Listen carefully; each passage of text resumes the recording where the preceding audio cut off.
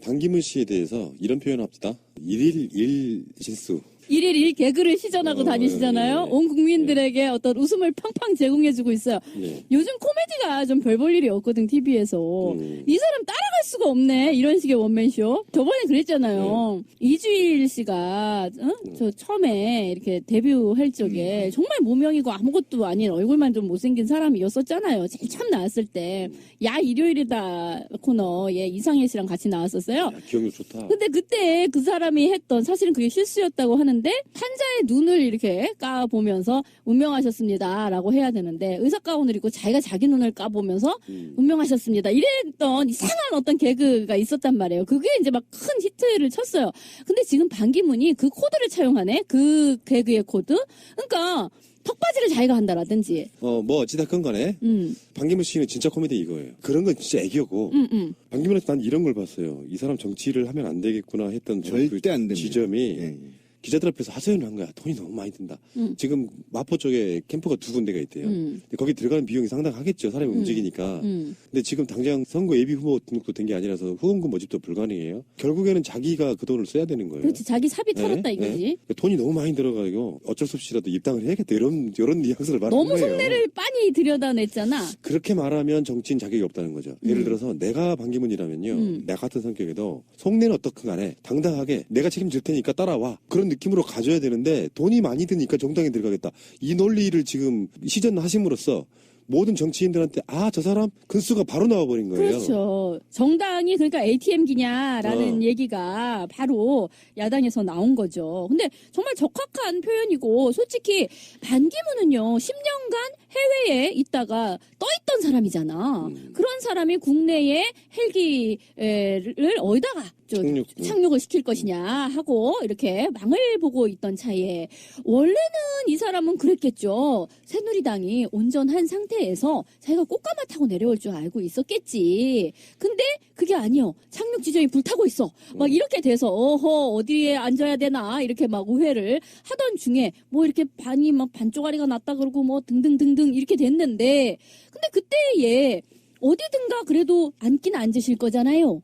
이렇게 물었을 때에, 그러니까 지금까지는 국내에 전혀 당내에 지분도 없고 아무 기반이 없다.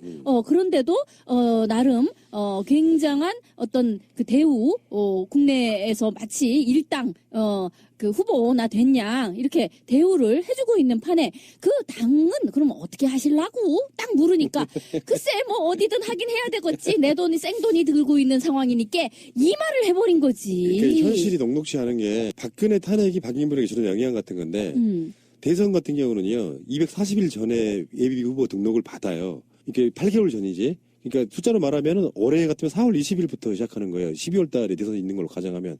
근데 그 선관위 쪽에서는 대선이 언제 치러질지 몰라. 헌재가 결정이 쥐고 있어. 그러니까 대선 예비 후보를 받을 수도 없는데 선관위 입장이라는 것은 탄핵이 안 됐을 경우도 가정을 해야 되잖아요. 그렇죠. 그러니까 법적으로는 4월 20일 이전에 탄핵 심판이 안 되면 4월 20일까지는 예비 후보 등록을 못 해요. 그러니까 4월 달까지는 20일까지는 생돈을 지가 써야 되는 거야. 그러니까 바지를 내릴 수도 없고 올릴 수도 그렇지, 없는 바로 반 그런 거예요. 엉거주춤한 상태에 지금 놓여 있는 거야. 근데 그렇게 속내 드러내는 정치인은 드물어요. 그러니까 정말 저도 어쨌든 반기문이 최근에 일주일 정도 이제 돼가는데 여기서 저도 아까 PD가 얘기한 거에 대해서 굉장히 높이 생각해요. 정치를 하면 절대 안 됩니다. 그러니까 이명박보다 못한 사람이 박근혜였었어요. 근데 박근혜만 못한 게 지금 반기문이 돼버린 겁니다. 제가 얼마나 놀랐냐면 이자는 말이에요. 사회성이나 국가관이나 역사관이나 국제관이나 정치관이 전혀 없어요.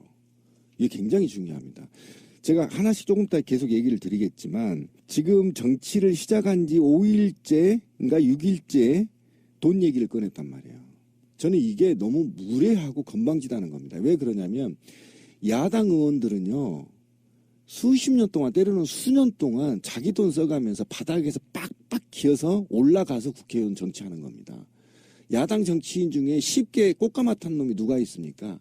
온갖 수모와 온갖 그 길바닥에서 훑어서부터 또는 지역위원장에서부터 또는 그 밑에 지역 당원에서부터 차근차근 절차를 밟아서 빚져가면서 정치를 하는 겁니다. 그러니까 이런 고단한 오랜 기간을 통해서 비로소 40대, 50대의 정치의 맛을 본단 말이에요. 그런데 이자는 지금 온 지 얼마 되지도 않아서 돈 얘기를 꺼내면서 그 돈 타령을 한단 말이에요. 그럼 여기서 긍정적으로 봐준다고 한다면 대한민국 정치가 고비용 저효율 정치라는 거를 우리는 알아야 되는 겁니다. 사실 비난하기 전에. 그래서 어떻게 하든 국민들이 깨어나서 저비용 고효율 정치를 이룩해야 되는데 정치 계획을 나서야 된다는 게 하나의 우리가 경각심을 가져야 할 문제고, 두 번째는 벌써부터 얘가 돈 타령을 한다는 겁니다. 돈 타령. 그렇죠. 돈 타령 때문에 정당에 들어가야 된다는 이 모순이 얼마나 싸가지가 없고 건방진 얘기냐면 돈 때문에 당에 들어가는 겁니다. 좀 모자란 거예요. 그러니까 당과 조직을 위해서 또는 나은 정책을 위해서, 그다음에 이것이 집권 가능한 수권 정당의 모습을 보이기 위해서 당에 가는 게 아니야. 그냥 즉흥적으로 내가 돈이 없어 막 돌아다니서 쇼를 해야 되는데 이런 개 같은 경우가 어디가 있습니까? 우리나라에서는 일종의 떴다방식으로 그러니까, 예. 어떤 정치인들이 막 그 선거 때 이렇게 난립을 하고 이런 게 굉장히 정치 후진국적인 양태를 보인다. 정당 중심의 정치가 이제 안착이 돼야 된다라는 게 이제 많은 정치학자들의 그동안의 분석이었었어요.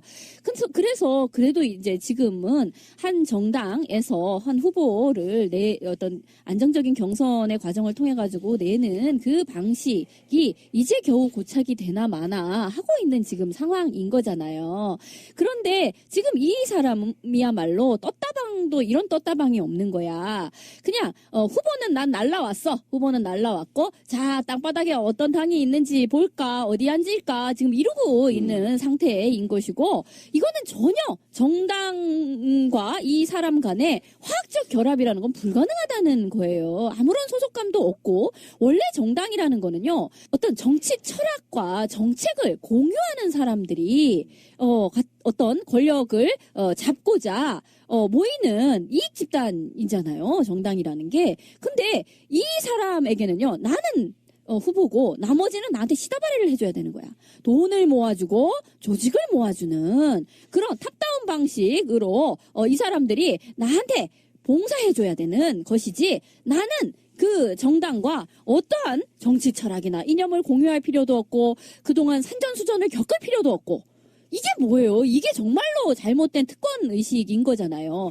게다가 돈도 돈이지만 이 사람이 팽목항 같은 데 갔을 때에 이 사람을 막 따라다니면서 위안부 합의 잘 됐다라고 칭찬한 그거 어떻게 된 거냐, 그거 해명해라 라고 막 사람들이 손피켓을 들고 다녀요. 그리고 기자들도 그렇게 묻지요. 위안부 합의에 대해서 지금도 그렇게 잘 된 거라고 생각을 하느냐, 이렇게 많이 묻고 있단 말이에요. 그런데 이 사람이 그거에 대해서 또 불편한 속내를 드러냈어. 뭐라고 얘기하냐면, 기자놈들이 나쁘대. 기자 나쁜 놈들이래. 그렇게 묻는 기자들이 나쁘대. 와, 워딩도 박근혜랑 어쩜 그렇게 똑같아. 나쁜 사람. 라고 얘기를 하면서, 내가 뭐 언제 위안부 합의에 대해서 내가 뭐 그렇게 대단한 잘못이라도 한양 그렇게 자기를 몰아붙인다는 거야. 그냥 틸거리에서 대충 잘 되었다라는 정도의 이야기를 한 것을 가지고 나를 왜곡된 형태로 몰아세운다, 이렇게 얘기를 하고 있는 거예요. 무슨 기자가 나쁜 사람들이래. 그런데 지금 민중의 소리에 우리 방송에도 자주 나오시는 김원식 기자님이 또 뭔가를 파헤치셨어요. 뭐가 나왔어. 뭐냐면 이 사람이 2013년도에 대담집을 낸 게 있는데요. 놀라워라. 일본이 머리 숙이고 사과할 필요가 없다. 아시아 나라들에 대해서 일본이 자꾸 이렇게 사과를 해야 된다는 식의 요구를 하는 것은 부당하다. 일본에 대해서 사과 카드를 남용하지 말아라. 그리고 한일 관계에 대해서는 건설적인 관계가 되는 것이 동아시아 안보에 도움이 된다. 이게 지금 그 위안부 합의를 둘러싼 한중일 삼각동맹 그거가 무엇이 다릅니까? 2013년도에 이미 이 사람은 이런 생각을 하셨네. 그러니까 미국의 충실한 똥개로서 그 역할만 충실히 한 거라고 보고요. 불과 얼마 전이죠. 한국에 들어오기 직전에 뉴욕에서 기자간담회 했거든요. 거기서 했던 말이 더 좀 충격적이라고 좀 보는데, 정당이 뭐가 중요하냐고 했어요. 그런 개념이 없는 사람인 거예요. 기자들이 물어볼 거 아니에요. 한국에 들어가면은 어느 정당으로 가실 겁니까? 라고 물어보면 정치적 철학이 없으니까 정당이 뭐가 중요하냐? 난 후보고. 뒤에 가로 열고가 빠져 있는 거예요. 나를 모셔가는 곳이 중요하지. 그게 어디든 상관없이. 정치 철학 없음. 돈도 없음이 아니고 돈도 쓸 수 없음. 그럼 이 사람은 뭐 어떻게 돼야 돼?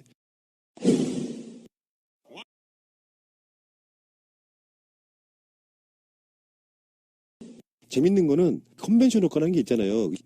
개업발이 한국에 들어와서 올라가야 되잖아. 실제로 반기문이 한국에서 일주일가량 움직이고 이런 조사 나왔잖아요. 예. 똑같아. 너는 떨어져. 그게 뭐겠어요? 국민들이 봤을 때 전혀 기대 안 하고 있다는 것이고, 반기문급 정도 되고 언론이 그렇게 띄워댔으면은 한국에 들어오면 지지율이 작 5%에서 10% 올라야 돼요. 그리고 조금씩 까먹는 거거든. 안 올라. 이 사람은 떨어질 일밖에 없어요. 근데 돈도 안 쓰겠다고 해. 그러면 그쪽이 붙어있던 그 캠프에 몰려든 사람들이 야금야금 떠나기 시작하는 거죠. 그렇죠. 보따리 싸게 되는 거지. 지금 그러니까 좀 더 구체적으로 이 양반에 대해서 이야기를 해야 될 것 같아요. 그러니까 정치관 얘기를 지금 꺼냈는데, 원래 정치란 정당 정치가 맞는 책임 정치를 지금 요구하고 있는가 하면 대한민국에서는 정당이 필요 없다는 거죠. 이 사람은 정당이 필요가 없대. 네, 그냥 독고다이로 하겠다는 겁니다. 그러니까 정치가 어떻게 메커니즘이 작동되는지를 전혀 모르고 있다는 거예요.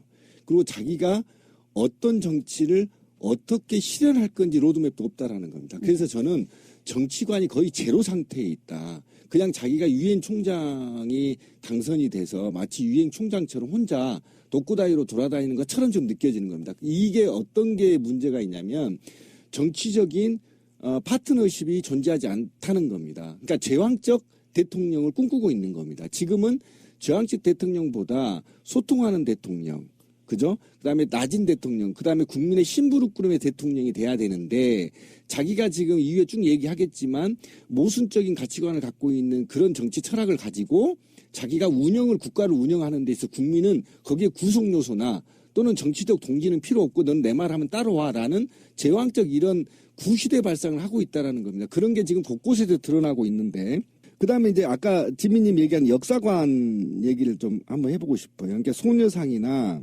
한일 협상, 그 다음에 사드 문제에 대해서 이어져서 계속 이제 막말이 오고 있지 않습니까? 그러니까 사드 관련의 문제는 반드시 도입하는 것이 마땅이라고 하고. 마땅히. 내가 여기까지는 이해한다니까요. 지 주장이니까. 그런데 그것을 반대하는 성주 주민을 지역 이기주의로 몰고 이것이 마치 국가 방위나 한반도 평화에 악영향을 미치는 것처럼 지역 주민들을 매도해버렸단 말이에요. 그리고 이제 와서는 이순신 장군이 강주 사람이라는 거예요. 나 그게 너무 웃겨가지고. 아산 사람 아니에요? 아니 원래 서울에서 태어났어. 이순신 아산에서 결혼해서 사는 사람이고 현충사가 아산에 있다란 말이에요. 근데 이 현충사의 문제는요, 이순신 전기에 보면 다 나와요. 거기서 어떻게 생활했는지 막 막대기 들고 싸우고 어렸을 때 그런 과정들이 나온 게 아산을 배경으로 나온단 말이에요. 다. 그러니까 사람들이 아산이 출신인지 아는데 사실은 서울이고요. 그다음에 이 사람이 어떻게 강주에서 가장 유명한 장수는 김덕령 장군이에요. 충장사 굉장히 유명합니다. 김덕령 장군이 충장사라는 곳이 있어요. 무등산 바로 밑에. 그 일화도 굉장히 유명하거든요. 누나하고의 갈등 문제로 장군이 크게 크는 과정들이 있어요. 충장로가 있는 거잖아요. 예. 그런데 이게 바로 이 양반이 대한민국에서 가장 대한민국 국민이 존경하는 사람이 이순신 장군이잖아요. 1위에 지금도. 그렇죠. 그런데 그 양반의 출신지도 모르고 그 양반이 전라도 광주래. 진짜 고문관이에요. 자, 그런데 그리고 아까 지민님 얘기한 게 이 정도의 역사관을 갖고 있는 놈이 기자들이 지 한 말을 따서 기자는 거짓말 안 합니다. 인용만 합니다. 인용 띵띵. 그렇지.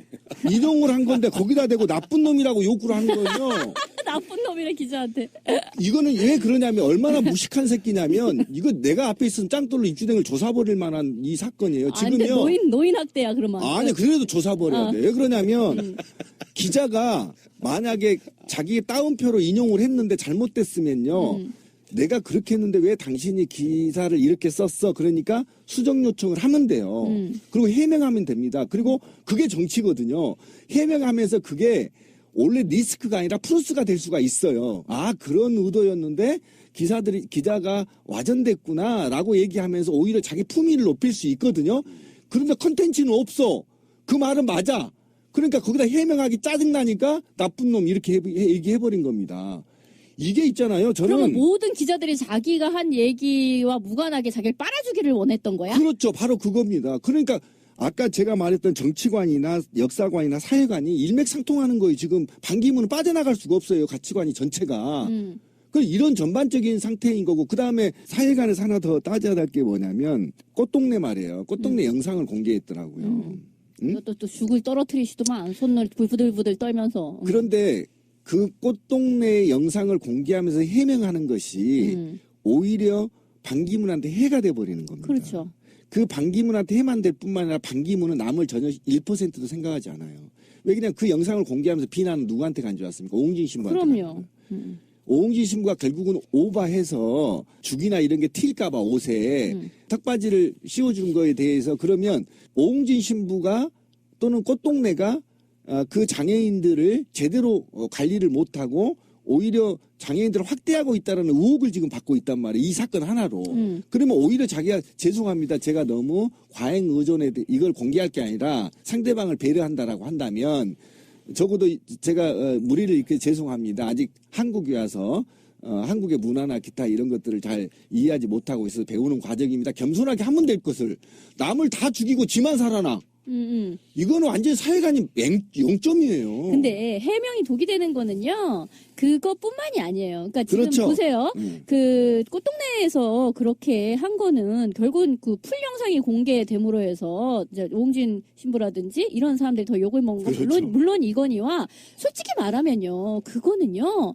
뭐 사진이 어떻게 찍혔다 또는 뭐 이렇게 상체를 일으키지 않았다 등등도 있지만 가장 중요하게는 애초에 그딴 기획을 왜 했느냐부터를 따져야 되는 거예요. 그거는 아무런 저항도 할 수 없는 사람을 자신의 피사체로 사용함으로써 자기 인기를 위해서 그렇게 한 거잖아요. 그거는 예전에 왜 나경원 그 후보가 막 장애인 그 시설에 가가지고 알몸 목욕을 시키는 그거나 마찬가지죠. 아무런 저항도 할 수 없는 사람을 자기가 선행을 베푸는 자 라는 대상물, 도구물로 사용을 했다라는 점에서 사악한 기획이라고밖에 볼 수가 없는 거고요. 그 디테일에 있어서도 그나마도 잘하지 못했다라는 점이 이제 우스꽝스러운 거고 그 다음은 그런데 해명을 함으로써 자기가 실수를 한 정도가 아니라, 그 시설 자체가 잘못된 걸로, 이제, 오히려 논란이 더 확대되는 그런 상황이잖아요. 그렇죠, 그렇죠. 근데,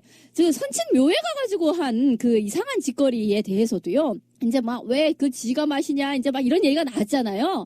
그게 이게 나오니까 거기다 대고 또 해명을 한답시고 집집마다 다 법도가 다른 뱀이요. 이런 소리를 또 했어요. 그러니까 사람들이 트윗에다 그러더만 아니 지 하나 욕먹고 끝나면 될 것을 자기 집안을 완전히 개 쌍누무 집구석을 만들어야 속이 시원하냐 이런 얘기를 하더라고. 그런데 또 주겔러에서 그러니까 주겔에서 또 찾아냈어. 이 사람이 2008년도에 자기 집안의 제사를 지내는 것을 딱 보여줬는데 그땐 제대로 하더만. 그러니까 뭔 소리냐면은 이 사람은 해명을 하면 할수록 그러니까 어떤 겸허한 마음을 가지고 내가 내 선에서 어떤 논란을 축소시키는 일을 하지를 못해요. 계속 해명을 함으로써 사람들을 점점 더 열받게 만드는 짓을 하고 있는 건데요.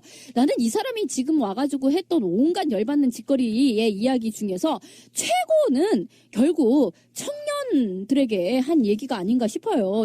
제가 봤을 때는 이 사람은 그냥 고문관이에요. 달리 표현하면 개념 없는 사람을 나는 고문관이라고 봐요. 실수라고 쳐요. 이렇게까지 실수가 많은 사람도 좀 보기 드물고. 드물죠. 앞으로 계속 될 것 같은데 건드리지 말아야 될 거 건드렸어요. 태주는 그럴 수 있고 다 그럴 수 있는데 그래. 애비양도 그럴 수 있고 다 그럴 수 있어.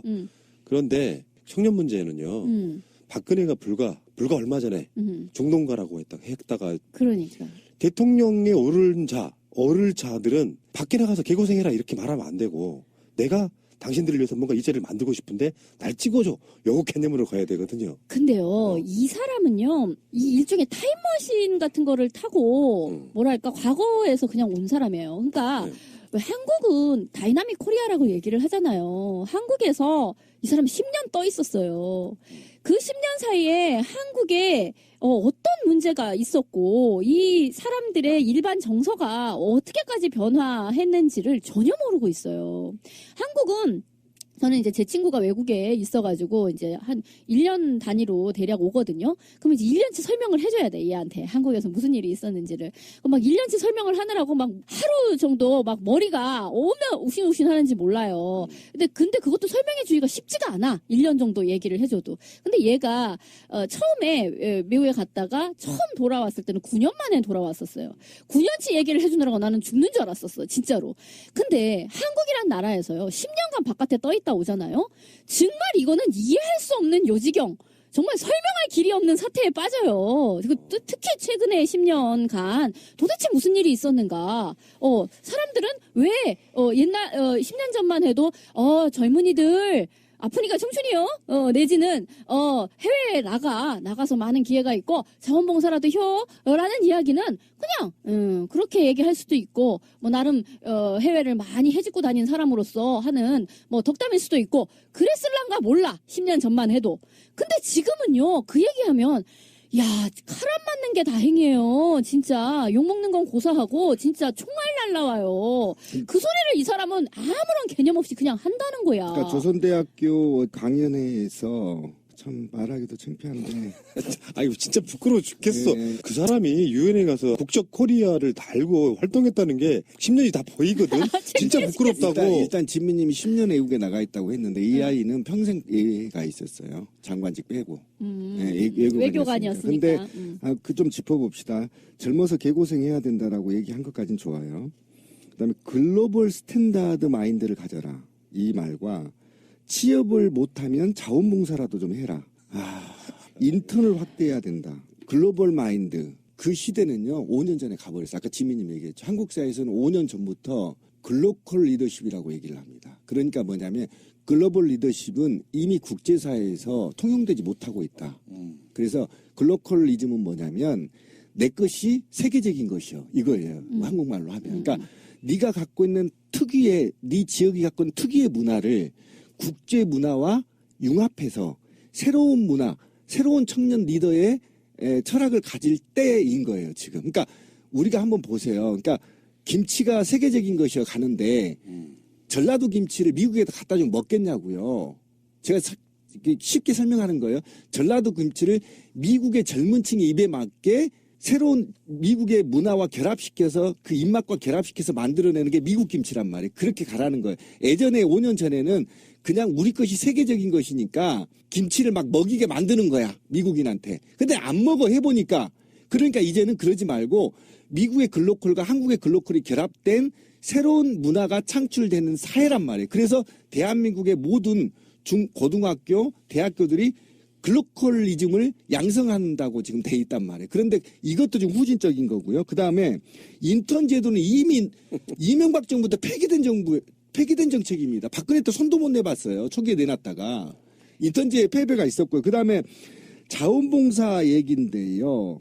이 자원봉사라는 것은 내가 먹고 살 게 있고 내가 직장이 있고 그리고 거기에서 내 휴식 시간을 쪼개서 하는 게 자원봉사입니다. 자원봉사 먹을 게 없고 의식주가 해결이 안 됐는데 자원봉사를 하면 어쩌라는 겁니까? 내 미래는 누가 책임지고 나는 누구하고 결혼하고 나는 향후에 자식을 어떻게 낳고 자원봉사다마다 죽으라는 거예요? 그러니까요. 이게 이 사람이 10년 전에 이 얘기를 했으면 그럭저럭 먹히는 얘기라니까. 그래도 2개밖에 안 먹혀. 아니 그러니까 보세요. 그게요. 그때 그러니까 노무현 정권 때 또는 그때에서 바로 이명박 정권 넘어갈 때 대략 그 정도를 한번 생각을 해보자요. 우리 머리를 그때로 한번 되돌려 보자고.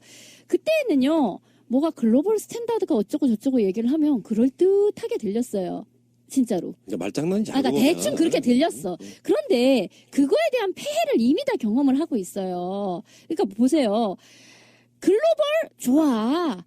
세계에 국경이 없어져. 좋아. 다 뭔가 앞으로 대단히 미래가 막 좋게 느껴지는 그런 느낌이 있어요. 그런데 글로벌이 뭔지를 이제는 너무 잘 알아. 뭐냐면 이거는요. 상류층에게 있어서 글로벌은요, 뭐 비행기 타고 미국에 갔다가 홍콩에 갔다가 한국에 왔다가 별장은 저기 하와이에 있고 뭐는 어디에 있고 하는 식의 아주 최상층에게에서의 뭐 정말 자본의 국경 없는 이동과 그런 식의 어떤 상류층이 전 세계를 무대로 아주 희희낙낙으로 사는 그거가 있을 수 있죠. 그런데 돈이 없는 상태의 사람에게 세계화 내지는 글로벌은 도대체 무엇이냐면 이주노동자가 되는 거예요. 이주노동자. 그러니까 박근혜가 중동 가서 뭐 어째라라고 하는 거는요. 중동 가서 우리가 건설 노동자 되고 빡빡 일하는 이야기야. 그러니까 이주노동자가 그러니까 세계화의 산물로서 이주노동자가 있잖아. 전 세계에. 그러니까 세계화가 돼서 다 좋아지는 게 아니고 상류층은 무지하게 좋아지고 거기 밑바닥에 깔리는 사람은 무지하게 괴로워지는 가정도 해체되고 내 삶의 터전도 없어지고 이걸 말하는 네. 거예요. 그래서 이 지금 신비님이 이야기한 거기 글로컬의 이야기는 뭐냐면은요. 우리가 이상이라든지 이런 거는 글로벌하게 갖되 삶의 터전으로서의 이 로컬 내가 살고 있는 이 지역의 기반을 두고서 우리의 삶을 살찌워 나가야 된다.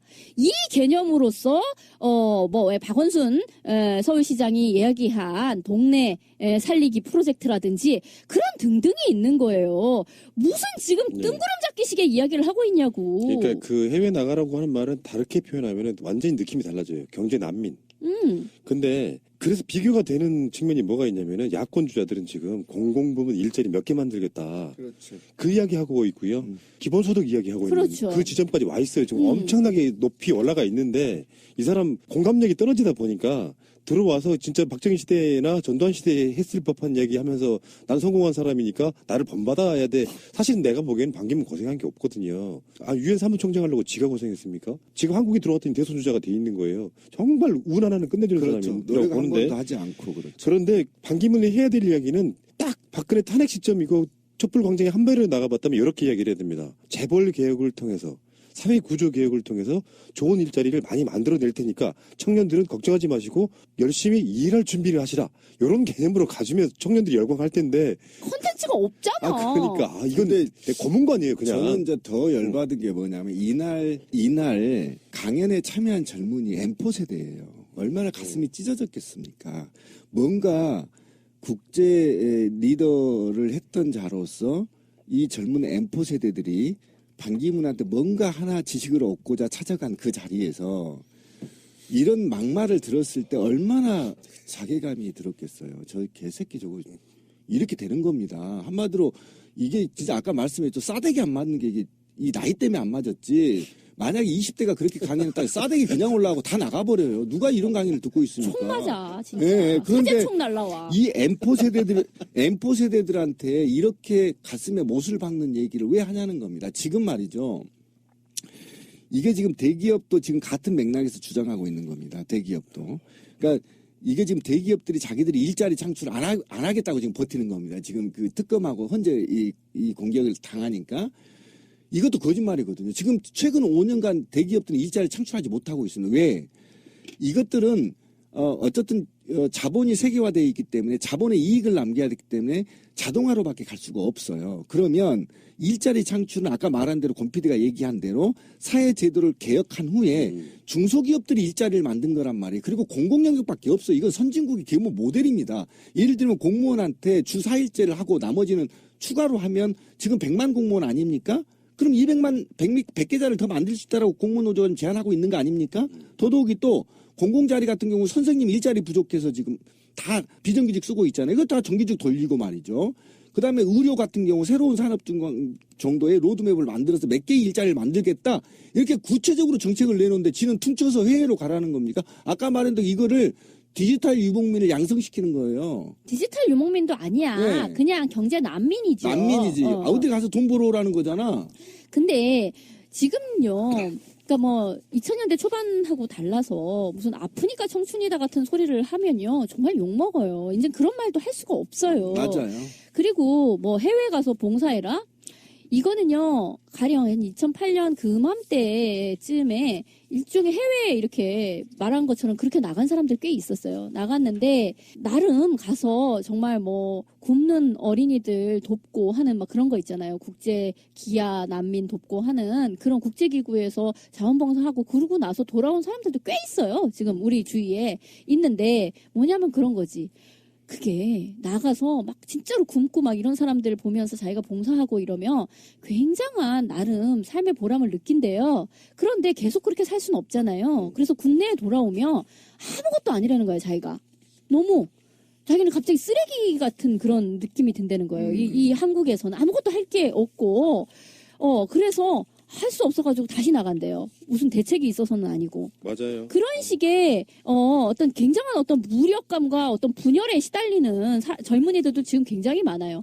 그런 등등을 알고 싶으면은 뭐 엄기호 씨나 이런 분들이 청년들 만나서 이렇게 직접 취재한 그런 책들도 많으니까 좀 읽어봤으면 좋겠고, 국내 해외 포함해서 자원봉사 같은 이야기를 하려면은요. 그러면 그거와 짝패로 같이 이야기돼야 되는 게 기본소득이에요. 그러니까 말씀하신 것처럼 자원봉사는 돈이 되지 않고 고용이 되는 게 아니잖아요. 그럼에도 불구하고 그것도 의미 있는 일이기 때문에 하는 것이 맞고 자신의 경험을 쌓는 것이 맞다. 좋아. 좋은 이야기야.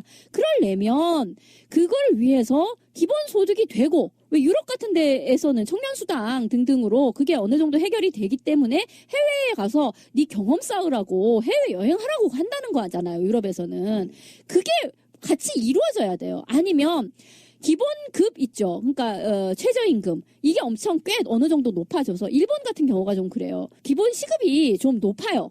그래서 바짝 알바하고 그리고 알바 자리가 또 좀 꽤 많다는 거야. 일본은 바짝 알바 해가지고 다시 해외 나가가지고 좀 살다 오고 이런 식이 가능해요. 근데 우리는 엄청나게 임금이 그 시급이 낮고, 그리고 사회보장제도로서의 무슨 청년수당이나 이런 게 일체 없고, 사회적 불안 요소를 내가 온몸으로 다 따놔야 되는 그 상황에서 완전히 그 정규직은 없고 비정규직 고용만 찔끔찔끔 하고 있는 상태에서는 그냥 이 청년들은 빚에 내몰리고 있는 상태인 거예요. 단순히 나 혼자 가난의 문제가 아니고, 우리 좀 이따 또 빚 얘기도 이제 또 하긴 할 텐데, 어쨌든 빚에 내몰리는 상태의 사람으로 어마어마한 자살의 상태에 지금 와 있는데, 이 사람들에게 한다는 소리가 왜 그러고 있어? 해외 나가. 자원봉사라도 혀. 이런 정말 자다 봉창 두드리는 할아버지 이 얘기를 하고 있으니, 이거는요 예전에 무슨 노인 폄하 발언 이상의 파급력을 지니는, 정말로 해서는 안 되는 이 정말 영린을 건드렸어 이 사람. 대선이라고 하는 것이 사실은 5년 동안 정치인들이 자기 비전 보여주고 한국 사회에 무엇이 문제인지 진단도 해보면서 자기가 갖고 있는 역량을 국민들에게 알리고 나를 대선 뽑아달라고 하는 거지 않습니까? 그렇죠. 그래서 계속해서 연속해서 그 나라에 거주하기를 법으로 정해놓은 거예요. 그거를 지금 이번에 선관위가 이상하게 해석하면서 반기문 출마 자격이 있다고 유권 해석을 내려버렸던 것도 문제지만, 그건 뭐 나중에 다른 식으로 다루더라도 내놓고 이야기하는 것들을 보면 전 사실 그래요. 저는 뭐 반기문을 지지하거나 새누리당류를 좋아하는 사람이 아니기 때문에 남의 새끼니까라고 그냥 비판하는 게 아니고, 그런 자들이 한국에 들어와가지고 대선 후보가 된다는 아직 한국 사회의 어떤 그 저급함, 그쪽 사람들의 어떤 그 마인드가 저는 부끄럽다는 거예요. 맞아요. 그러니까 맞아요. 그 굉장히 좋은 얘기를 했는데, 아까 제가 말했던 5가지의 관 중에 국기에 대한 맹세도 할지도 모르는 사람이었죠. 그 이야기 한번 짚고 넘어갑시다. 네. 국기에 대한 경례를 했는데 인사를 먼저 그렇죠. 그러니까 하다가 인사를 하다가 이렇게 되는 거예요. 전혀 몸개그의 달인이야. 국가관도 아주 개판인데, 방금 얘기한 게 그렇습니다. 그러니까 만약에 반기문이 자기가 말한 글로벌 리더십이 굉장히 보편타당한 것을 가지고 한국에 와서 한국의 정치가 글로벌 스탠다드에 좀 부족한 부분을 채워줄 줄 알았어요. 저 솔직히 말하면. 지금 국제사회에 선진국들은 이렇게 정치들이 진화해 나가는데, 우리 한국은 그가 주장한 것과 기존의 토착적인 정치인들이 주장하는 것들이 어떻게 차이가 있는지에 대해서 공부하는 계기가 될 줄 알았거든요. 그런데 내 머리를 지금 이 방송할 때도 내 머리를 70년대로 지금 내려가야 되는 상황이 벌어진 거지 않습니까? 전혀 지금 세계적인 거를 내놓지도 않고, 또 글로벌 스탠다드 개념도 내놓지도 않고, 오로지 70년대 마인드로 내가 지금 돌아가서 이 방송을 해야 되는 만큼 대한민국 정치 의식 수준을 오히려 발전시키는 게 아니라 뒤로 후퇴시켜서 쭉 끌고 내려가 버리는, 그리고 이거를 개그라고 놀면서 그의 지지율이 19%에서 20%까지 나온다는 게 대한민국 국민들의 의식 수준이 이렇게 후진가라는 자괴감이 들 정도로 예. 반기문이 정말 좀 분노스러운 사람이에요. 그러니까 이제 우리가요, 뭐 포퓰리즘에 대한 어떤 비판 같은 것도 많이 했었잖아요.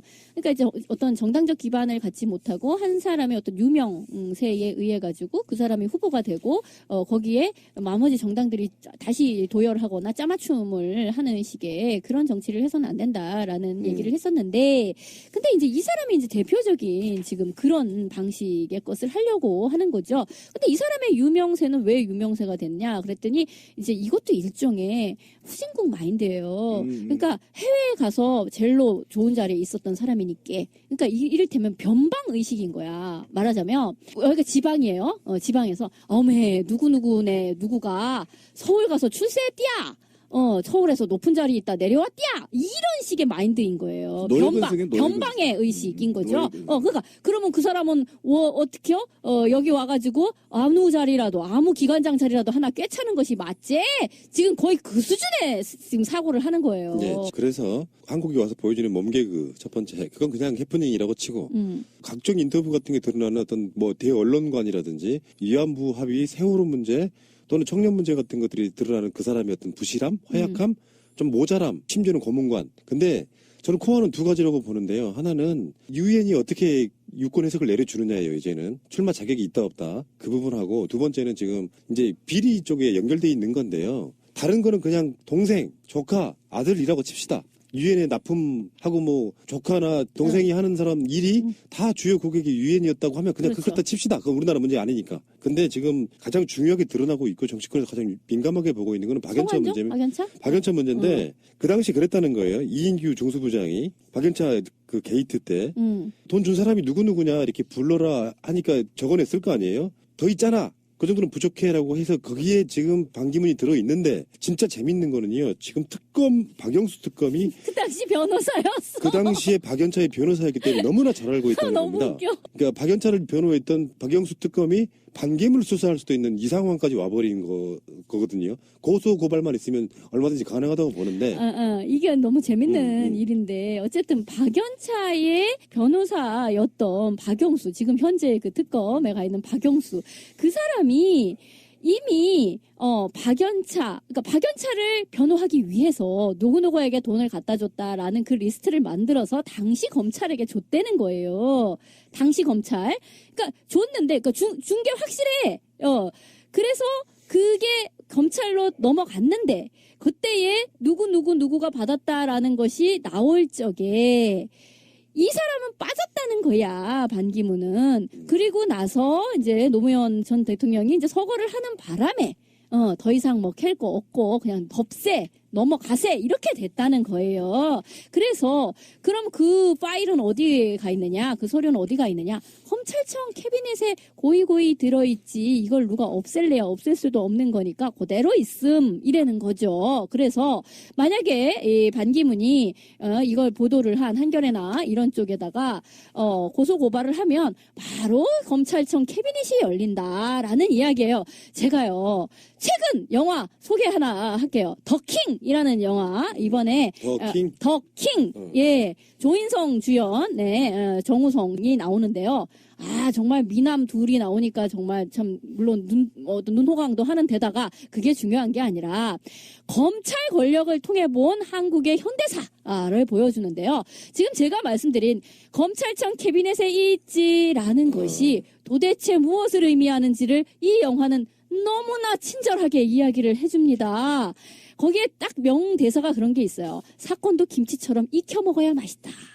검찰 놈들은 자기한테 들어온 사건 그 모든 팩트 진실들을요 자기네 좋을 대로 김치독에다 묻어놓습니다. 필요할 때 꺼내서. 그렇죠. 적당히 익었을 때에, 또 자신들이 불리할 때, 또는 국면 전환을 해야 될 때에 거기서 하나씩 딱 꺼내가지고 씁니다. 지금 이 사건이 거기에 들어가 있는 사건이라는 거예요. 지금 정치권에 아주 미묘하게 흐름이 지금 시작됐는데, 박지원을 보면 합니다. 박지원이 국민의당 대표 됐죠. 그래서 외연 확장이나 안철수를 포기하는 듯한 뉘앙스가 좀 있었어요. 근데 그거를 갑작스럽게 거둬요. 그게 이제 박연차 게이트에 반기문이 있다는 걸 확인했다. 이게 빼박 정치권의 텐트라는 정설인데 거잖아. 응. 그럼 어떻게까지 갈 수가 있냐면은 저는 지금도 정두원도 그렇게 말하고 있고요. 정두원하고 저는 결이 같아요. 동지야. 반기문은 중도 낙마할 것이라고 보고 있는 거예요. 안철수도 또 그렇게 얘기를 한 바고. 그러면 어쩔 수 없이 어떤 상황이 벌어지냐면은 새누리당의 미미한 후보랑 비박당 유승민이 나오고 그래서 양강 구도가 국민의당이 그리고 싶어하는 그림은 안철수 문재인이 붙는 거라는 거예요. 그렇죠. 그 정도로 1대1로. 그러니까 지금 역대 이렇게 스포트라이트를 받고 들어왔지만 컨벤션 효과 전혀 미미한 사람은 이런 사람도 드문 거예요. 그러니까 사실은 반기문이 저렇게 똥볼을 계속 찾아오면서 대권 주자로 가 있는 게 솔직히 말하면 야권 입장에서는 가히 나쁘지도 않아요. 그렇죠.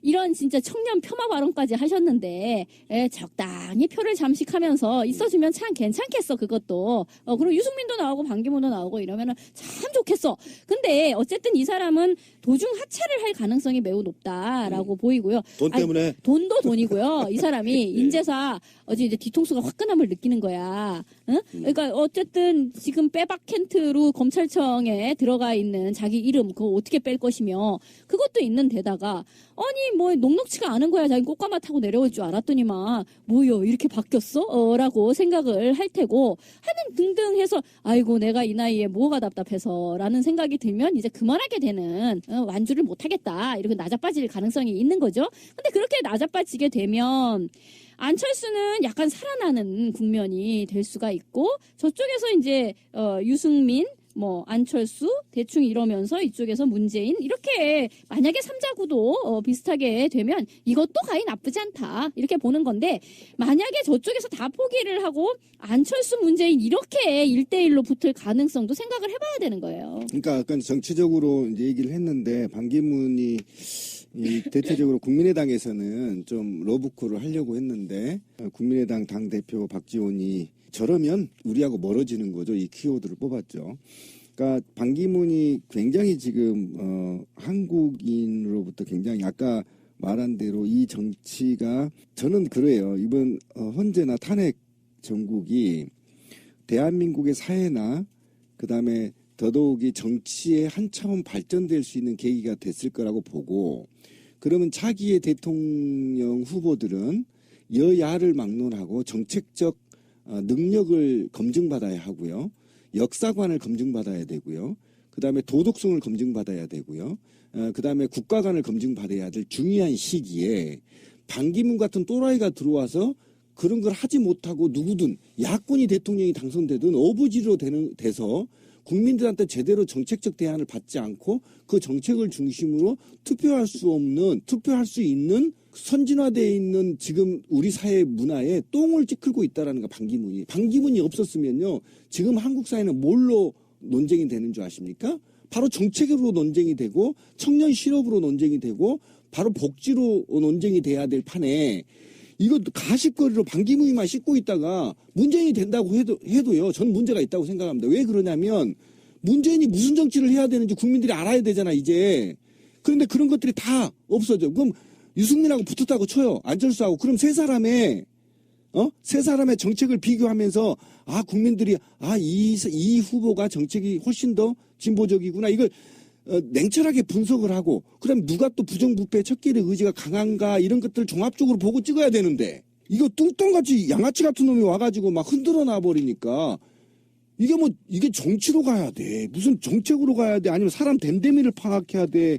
이 짧은 시간에 판단하기가 어렵단 말이에요. 흐트러 놓는다고 판단 기준을. 그래도 유일하게 지지율이 나오는 후보이기 때문에 건드려 보는 것이고요. 반기문은 저렇게 똥을 싸고 있을 때 야권 후보들이 지금 정치 경쟁하고 있지 않습니까? 나는 이 부분은 좋게 보는 것이고요. 박연차 문제는 이렇게 되어 있는 상태예요. 박연차가 2005년도에 그 당시에 외교 장관이 반기문이었는데 어떤 이유로 돈을 준 거냐면은 베트남 주석을 국빈 자격으로 한국에 초청할 수 있도록 도와달라는 취지에서 준 돈인데 그 당시에 돈을 준 액수가 23만 달러. 액수가 나온다는 것은요 생각보다 굉장히 팩트 근거가 있다는 뜻이거든요.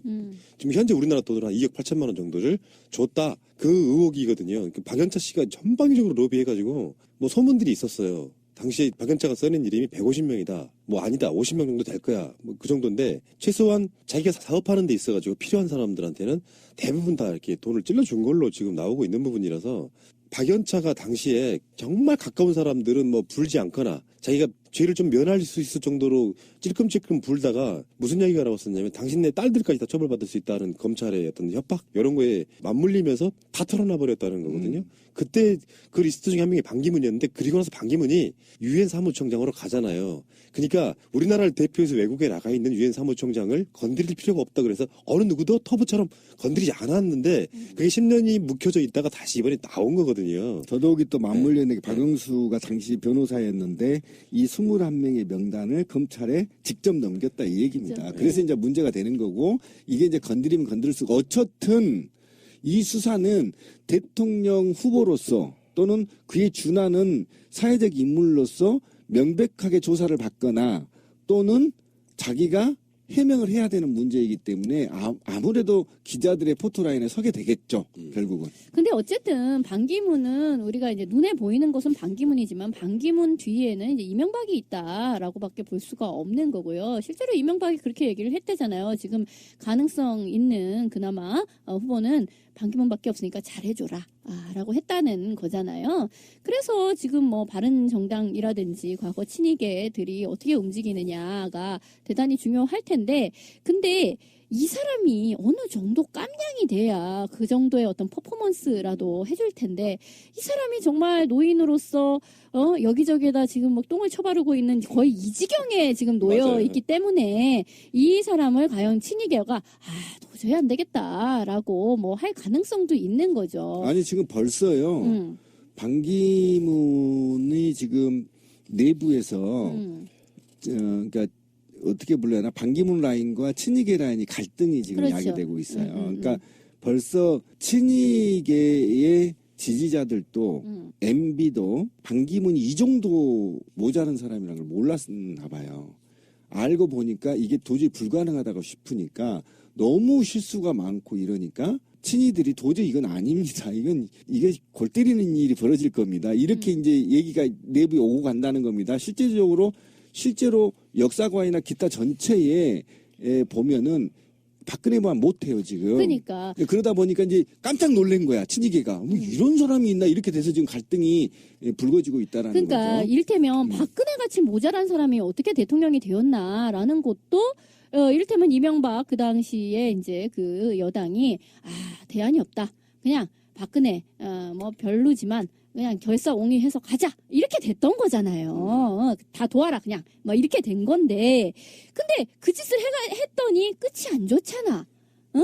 임기 남겨놓고 지금 탄핵을 쳐 맞았잖아요. 지금 그런 실수 자기들도 너무 안 되는 거는 그냥 그렇게 할 수가 없었던 건데 에이씨 똥 튀겼네라고 생각을 할 텐데 거기다 대고 반기문이를 띠칸이 데려와 봤더니 이건 진짜 고문관 중에 또 고문관인 거야. 그래서 이 친이계 입장에서도 진짜 어디서 선수도 왜 이게 다 모자라라고 했겠지 자기들도. 재밌는 현상을 한번 보셔야 됩니다. 물론 반기문의 정치적 센스 때문에 그런 거 있어요. 촛불 집회도 가겠다. 박근혜하고 통화에서는 잘 됐으면 좋겠다. 이렇게 하잖아요. 그러니까 반기문이 들어와서 컨벤션 효과로 지지율이 오르는 게 아니고 황교안의 지지율이 올랐습니다. 물건을 봤더니 물건이 심하게 부실해. 그래서 우리 거 그냥 고쳤다 뭐 이런 느낌인 것 같아요. 그렇지. 보수들은. 그러니까 어쨌든 이제 똥 얘기가 자꾸 나오는데 이명박이 웬만한 똥은 치울 수 있어요. 워낙 지가 저지른 죄가 많은데 근데 반기문이 지금 설사를 싸대고 다니기 때문에 이명박에게 채울 수가 없는 거예요. 누구도 그 똥은 못 치워. 세상을 지켜나 우리가 이상이라든지 이런 거는 글로벌하게 갔되 삶의 터전으로서의 이 로컬 내가 살고 있는 이 지역의 기반을 두고서 우리의 삶을 살찌워 나가야 된다. 이 개념으로서 왜 박원순 서울시장이 이야기한 동네 살리기 프로젝트라든지 그런 등등이 있는 거예요. 무슨 지금 뜬구름잡기식의 이야기를 하고 있냐고. 그러니까 그 해외 나가라고 하는 말은 다르게 표현하면 완전히 느낌이 달라져요. 경제 난민. 근데 그래서 비교가 되는 측면이 뭐가 있냐면은 야권 주자들은 지금 공공부문 일자리 몇 개 만들겠다. 그렇죠. 그 이야기하고 있고요. 기본소득 이야기하고 그렇죠. 있는 그 지점까지 와 있어요. 지금 엄청나게 높이 올라가 있는데 이 사람 공감력이 떨어지다 보니까 들어와서 진짜 박정희 시대나 전두환 시대에 했을 법한 얘기 하면서 난 성공한 사람이니까 나를 본받아야 돼. 사실 내가 보기에는 반기문 고생한 게 없거든요. 유엔 사무총장 하려고 지가 고생했습니까? 지금 한국에 들어왔더니 대선주자가 돼 있는 거예요. 정말 운 하나는 끝내주는 그렇죠. 사람이라고 노력 한 보는데. 번도 하지 않고 그렇죠. 그런데 반기문이 해야 될 이야기는 딱 박근혜 탄핵 시점이고 촛불 광장에 한 발을 나가봤다면 이렇게 이야기를 해야 됩니다. 재벌 개혁을 통해서 사회 구조 개혁을 통해서 좋은 일자리를 많이 만들어낼 테니까 청년들은 걱정하지 마시고 열심히 일할 준비를 하시라. 이런 개념으로 가주면 청년들이 열광할 텐데. 콘텐츠가 없잖아. 그러니까 이건 되게 고문관이에요, 그냥. 저는 이제 더 열받은 게 뭐냐면 이날 강연에 참여한 젊은이 M4 세대예요. 얼마나 가슴이 찢어졌겠습니까? 뭔가 국제 리더를 했던 자로서 이 젊은 M4 세대들이 반기문한테 뭔가 하나 지식을 얻고자 찾아간 그 자리에서 이런 막말을 들었을 때 얼마나 자괴감이 들었겠어요. 저 개새끼 저거 이렇게 되는 겁니다. 한마디로 이게 진짜 아까 말씀했죠. 싸대기 안 맞는 게 이게 이 나이 때문에 안 맞았지. 만약에 20대가 그렇게 강의했다 싸대기 그냥 올라가고 다 나가버려요. 누가 이런 강의를 듣고 있습니까? 총 맞아, 진짜. 예, 그런데 사제총 날라와. 이 M4 세대들한테 이렇게 가슴에 못을 박는 얘기를 왜 하냐는 겁니다. 지금 말이죠. 이게 지금 대기업도 지금 같은 맥락에서 주장하고 있는 겁니다. 대기업도. 그러니까 이게 지금 대기업들이 자기들이 일자리 창출 안 하겠다고 지금 버티는 겁니다. 지금 그 특검하고 헌재 이 공격을 당하니까. 이것도 거짓말이거든요. 지금 최근 5년간 대기업들은 일자리를 창출하지 못하고 있습니다. 왜?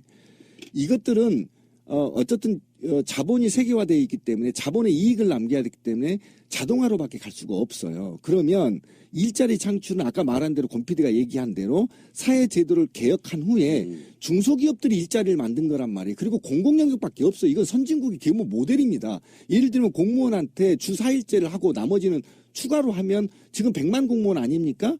그럼 100계좌를 더 만들 수 있다라고 공무노조가 제안하고 있는 거 아닙니까? 더더욱이 또 공공자리 같은 경우 선생님 일자리 부족해서 지금 다 비정규직 쓰고 있잖아요. 이거 다 정규직 돌리고 말이죠. 그 다음에 의료 같은 경우 새로운 산업 정도의 로드맵을 만들어서 몇 개의 일자리를 만들겠다. 이렇게 구체적으로 정책을 내놓는데 지는 퉁쳐서 해외로 가라는 겁니까? 아까 말한 대로 이거를 디지털 유목민을 양성시키는 거예요. 디지털 유목민도 아니야. 네. 그냥 경제 난민이죠. 난민이지. 어디 가서 돈 벌어오라는 거잖아. 근데 지금요. 그러니까 뭐 2000년대 초반하고 달라서 무슨 아프니까 청춘이다 같은 소리를 하면요. 정말 욕먹어요. 이제 그런 말도 할 수가 없어요. 맞아요. 그리고 뭐 해외 가서 봉사해라? 이거는요, 가령 2008년 그맘때쯤에 일종의 해외에 이렇게 말한 것처럼 그렇게 나간 사람들 꽤 있었어요. 나갔는데, 나름 가서 정말 뭐, 굶는 어린이들 돕고 하는 막 그런 거 있잖아요. 국제 기아 난민 돕고 하는 그런 국제기구에서 자원봉사하고 그러고 나서 돌아온 사람들도 꽤 있어요. 지금 우리 주위에 있는데, 뭐냐면 그런 거지. 그게 나가서 막 진짜로 굶고 막 이런 사람들 보면서 자기가 봉사하고 이러면 굉장한 나름 삶의 보람을 느낀대요. 그런데 계속 그렇게 살 수는 없잖아요. 그래서 국내에 돌아오면 아무것도 아니라는 거예요, 자기가. 너무 자기는 갑자기 쓰레기 같은 그런 느낌이 든다는 거예요. 이 한국에서는 아무것도 할 게 없고 그래서 할 수 없어가지고 다시 나간대요. 무슨 대책이 있어서는 아니고. 맞아요. 그런 식의 어떤 굉장한 어떤 무력감과 어떤 분열에 시달리는 젊은이들도 지금 굉장히 많아요. 그런 등등을 알고 싶으면은 뭐 엄기호 씨나 이런 분들이 청년들 만나서 이렇게 직접 취재한 그런 책들도 많으니까 좀 읽어봤으면 좋겠고. 국내 해외 포함해서 자원봉사 같은 이야기를 하려면은요. 그러면 그거와 짝패로 같이 이야기돼야 되는 게 기본소득이에요. 그러니까 말씀하신 것처럼 자원봉사는 돈이 되지 않고 고용이 되는 게 아니잖아요. 그럼에도 불구하고 그것도 의미 있는 일이기 때문에 하는 것이 맞고 자신의 경험을 쌓는 것이 맞다. 좋아. 좋은 이야기야.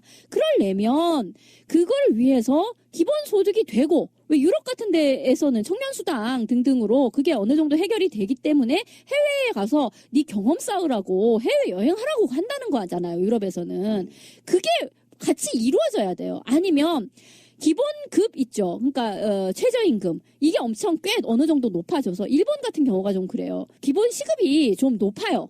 그래서 바짝 알바하고 그리고 알바 자리가 또 좀 꽤 많다는 거야. 일본은 바짝 알바 해가지고 다시 해외 나가가지고 좀 살다 오고 이런 식이 가능해요. 근데 우리는 엄청나게 임금이 시급이 낮고 그리고 사회보장제도로서의 무슨 청년수당이나 이런 게 일체 없고 사회적 불안 요소를 내가 온몸으로 다 따놔야 되는 그 상황에서 완전히 그 정규직은 없고 비정규직 고용만 찔끔찔끔 하고 있는 상태에서는 그냥 이 청년들은 빚에 내몰리고 있는 상태인 거예요. 단순히 나 혼자 가난의 문제가 아니고 우리 좀 이따 또 빚 얘기도 이제 또 하긴 할 텐데 어쨌든 빚에 내몰리는 상태의 사람으로 어마어마한 자살의 상태에 지금 와 있는데 이 사람들에게 한다는 소리가 왜 그러고 있어? 해외에 나가 자원봉사라도 혀.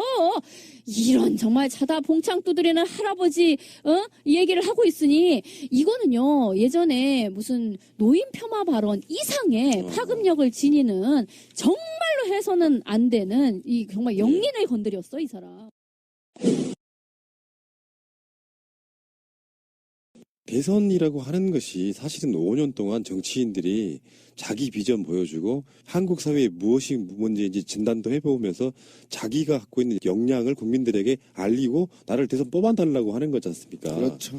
그래서 계속해서 연속해서 그 나라에 거주하기를 법으로 정해놓은 거예요. 그거를 지금 이번에 선관위가 이상하게 해석하면서 반기문 출마 자격이 있다고 유권 해석을 내려버렸던 것도 문제지만 그건 뭐 나중에 다른 식으로 다루더라도 내놓고 이야기하는 것들을 보면 저는 사실 그래요. 저는 뭐 반기문을 지지하거나 새누리당류를 좋아하는 사람이 아니기 때문에 남의 새끼니까라고 그냥 비판하는 게 아니고 그런 자들이 한국에 들어와가지고 대선 후보가 된다는 아직 한국 사회의 어떤 그 저급함 그쪽 사람들의 어떤 그 마인드가 저는 부끄럽다는 거예요. 맞아요. 그러니까 맞아요. 그 굉장히 좋은 얘기를 했는데 아까 제가 말했던 5가지의 관 중에 국기에 대한 맹세도 할지도 모르는 사람이었죠. 그 이야기 한번 짚고 넘어갑시다. 네. 국기에 대한 경례를 했는데 인사를 먼저 그렇죠. 하다가 인사를 하다가 이렇게 되는 거예요. 전혀 몸개그의 달인이야.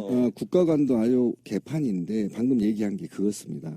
그러니까 만약에 반기문이 자기가 말한 글로벌 리더십이 굉장히 보편타당한 것을 가지고 한국에 와서 한국의 정치가 글로벌 스탠다드에 좀 부족한 부분을 채워줄 줄 알았어요. 저 솔직히 말하면. 지금 국제사회에 선진국들은 이렇게 정치들이 진화해 나가는. 반기문 씨에 대해서 이런 표현을 합시다. 1일 1실수. 1일 1 개그를 시전하고 다니시잖아요. 예. 온 국민들에게 어떤 웃음을 팡팡 제공해주고 있어요. 네. 요즘 코미디가 좀 별 볼 일이 없거든, TV에서. 이 사람 따라갈 수가 없네. 이런 식의 원맨쇼. 저번에 그랬잖아요. 이주일 씨가, 저 처음에 이렇게 데뷔할 적에 정말 무명이고 아무것도 아닌 얼굴만 좀 못생긴 사람이었었잖아요. 제일 처음 나왔을 때. 야, 일요일이다 코너에 이상해 씨랑 같이 나왔었어요. 기억력 좋다. 근데 그때 그 사람이 했던 사실은 그게 실수였다고 하는데 환자의 눈을 이렇게 까보면서 운명하셨습니다라고 해야 되는데 의사 가운을 입고 자기가 자기 눈을 까보면서 운명하셨습니다 이랬던 이상한 어떤 개그가 있었단 말이에요. 그게 이제 막 큰 히트를 쳤어요. 근데 지금 반기문이 그 코드를 차용하네. 그 개그의 코드. 그러니까 턱받이를 자기가 한다라든지. 뭐 어찌됐건 간에 반기문 씨는 진짜 코미디 이거예요. 그런 건 진짜 애교고 반기문한테 난 이런 걸 봤어요. 이 사람 정치를 하면 안 되겠구나 했던 절대 안 됩니다. 지점이 예. 기자들 앞에서 하소연을 한 거야. 돈이 너무 많이 든다. 지금 마포 쪽에 캠프가 2군데가 있대요. 근데 거기 들어가는 비용이 상당하겠죠. 사람이 움직이니까. 근데 지금 당장 선거 예비 후보 등록도 된 게 아니라서 후원금 모집도 불가능해요. 결국에는 자기가 그 돈을 써야 되는 거예요. 그렇지. 자기 사비 털었다 네, 이거지. 네. 돈이 너무 많이 들어가지고 어쩔 수 없이라도 입당을 해야겠다. 이런 뉘앙스를 말하는 너무 거예요. 속내를 빤히 들여다냈잖아. 그렇게 말하면 정치인 자격이 없다는 거죠. 예를 들어서 내가 반기문이라면요. 나 같은 성격에도 속내는 어떻든 간에 당당하게 내가 책임질 테니까 따라와. 그런 느낌으로 가져야 되는데 돈이 많이 드니까 정당에 들어가겠다. 이 논리를 지금 시전하심으로써 모든 정치인들한테 저 사람 근수가 바로 나와버린 거예요. 그렇죠. 정당이 그러니까 ATM기냐라는 얘기가 바로 야당에서 나온 거죠. 근데 정말 적확한 표현이고 솔직히 반기문은요 10년간 해외에 있다가 떠있던 사람이잖아. 그런 사람이 국내에 헬기를 어디다가 착륙을 시킬 것이냐 하고 이렇게 망을 보고 있던 차에 원래는 이 사람은 그랬겠죠. 새누리당이 온전한 상태에서 자기가 꽃가마 타고 내려올 줄 알고 있었겠지. 근데 그게 아니요. 착륙 지점이 불타고 있어. 막 이렇게 돼서 어디에 앉아야 되나 이렇게 막 오해를 하던 중에 뭐 이렇게 반이 막 반쪽아리가 났다 그러고 뭐 등등등등 이렇게 됐는데 근데 그때에 어디든가 그래도 앉긴 앉으실 거잖아요. 이렇게 물었을 때에, 그러니까 지금까지는 국내에 전혀 당내에 지분도 없고 아무 기반이 없다.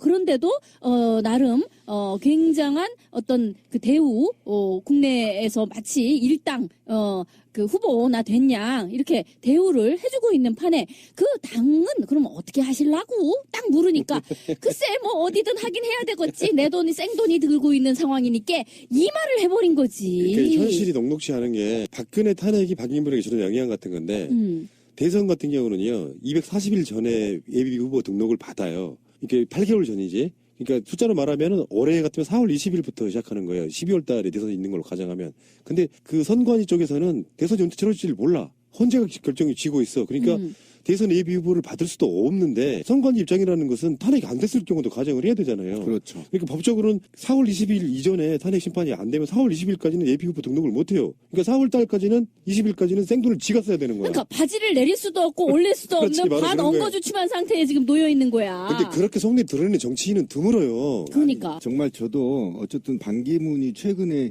일주일 정도 이제 돼가는데 여기서 저도 아까 PD가 얘기한 거에 대해서 굉장히 높이 생각해요. 정치를 하면 절대 안 됩니다. 그러니까 이명박보다 못한 사람이 박근혜였었어요. 근데 박근혜만 못한 게 지금 반기문이 돼버린 겁니다. 제가 얼마나 놀랐냐면 이자는 말이에요. 사회성이나 국가관이나 역사관이나 국제관이나 정치관이 전혀 없어요. 이게 굉장히 중요합니다. 제가 하나씩 조금 이따 계속 얘기를 드리겠지만 지금 정치를 시작한 지 5일째인가 6일째 돈 얘기를 꺼냈단 말이에요. 저는 이게 너무 무례하고 건방지다는 겁니다. 왜 그러냐면 야당 의원들은요. 수십 년 동안 때로는 수년 동안 자기 돈 써가면서 바닥에서 빡빡 기어서 올라가서 국회의원 정치하는 겁니다. 야당 정치인 중에 쉽게 꽃가마 탄 놈이 누가 있습니까? 온갖 수모와 온갖 그 길바닥에서 훑어서부터 또는 지역위원장에서부터 또는 그 밑에 지역 당원에서부터 차근차근 절차를 밟아서 빚져가면서 정치를 하는 겁니다. 그러니까 이런 고단한 오랜 기간을 통해서 비로소 40대, 50대의 정치의 맛을 본단 말이에요. 그런데 이자는 지금 온 지 얼마 되지도 않아서 돈 얘기를 꺼내면서 그 돈 타령을 한단 말이에요. 그럼 여기서 긍정적으로 봐준다고 한다면 대한민국 정치가 고비용 저효율 정치라는 거를 우리는 알아야 되는 겁니다. 사실 비난하기 전에. 그래서 어떻게 하든 국민들이 깨어나서 저비용 고효율 정치를 이룩해야 되는데 정치 계획을 나서야 된다는 게 하나의 우리가 경각심을 가져야 할 문제고 두 번째는 벌써부터 얘가 돈 타령을 한다는 겁니다. 돈 타령. 그렇죠.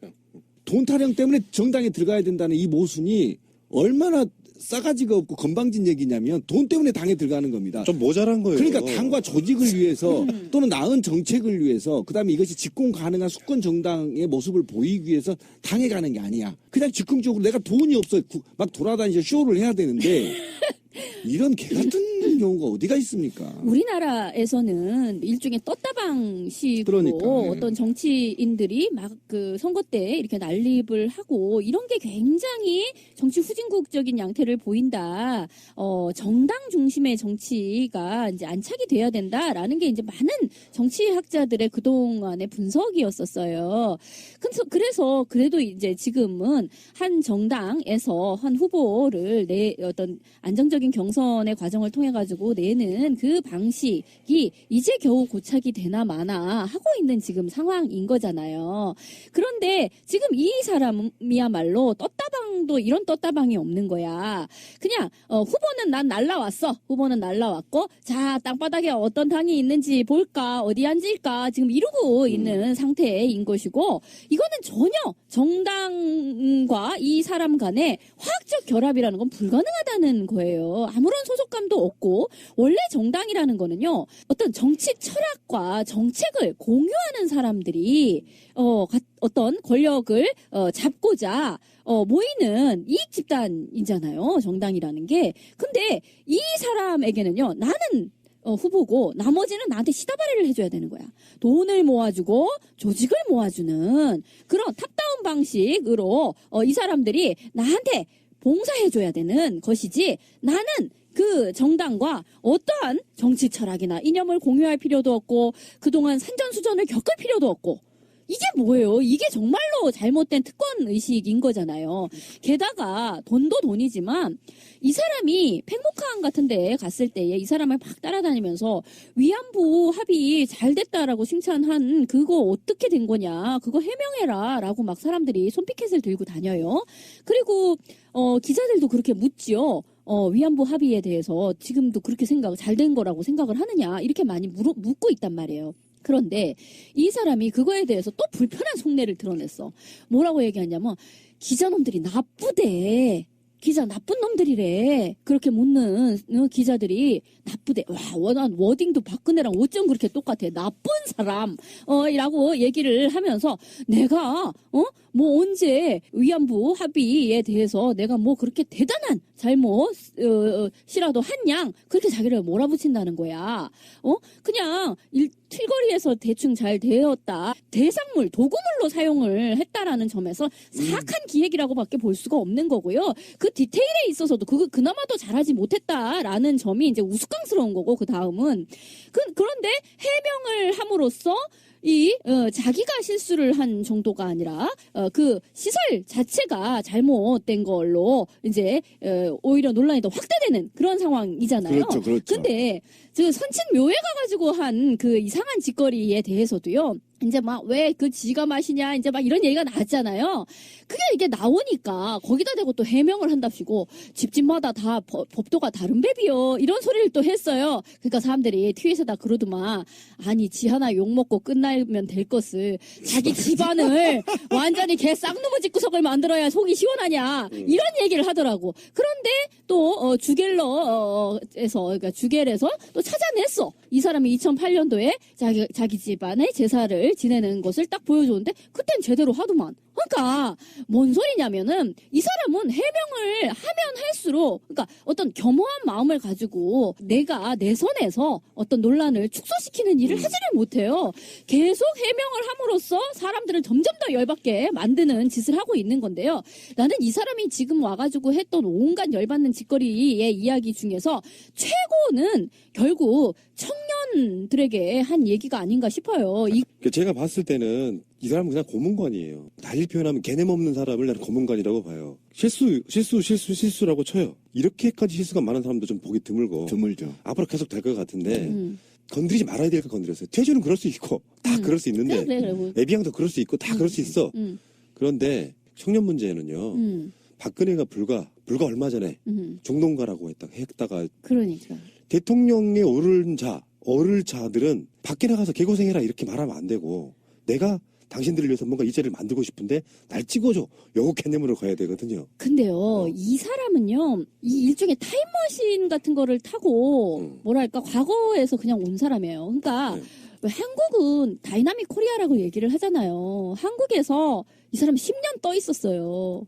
그 10년 사이에 한국에 어떤 문제가 있었고 이 사람들의 일반 정서가 어떻게까지 변화했는지를 전혀 모르고 있어요.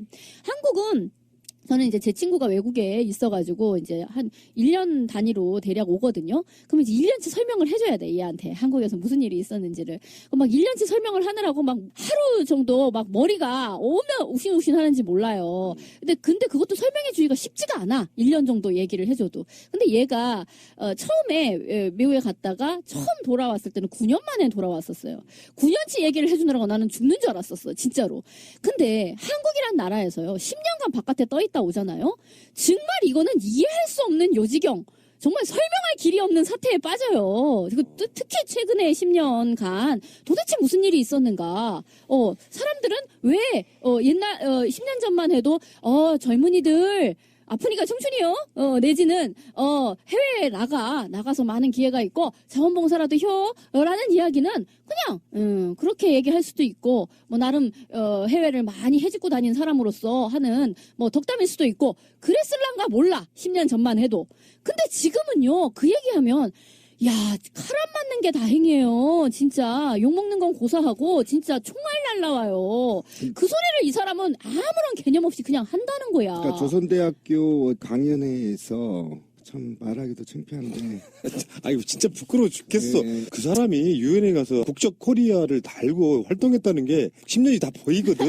진짜 부끄럽다고. 일단 진미님이 10년 외국에 나가 있다고 했는데 이 아이는 평생 예가 있었어요. 장관직 빼고. 네, 외교관이었으니까. 근데 그 좀 짚어봅시다. 젊어서 개고생해야 된다라고 얘기한 것까진 좋아요. 그다음에 글로벌 스탠다드 마인드를 가져라. 이 말과 취업을 못하면 자원봉사라도 좀 해라.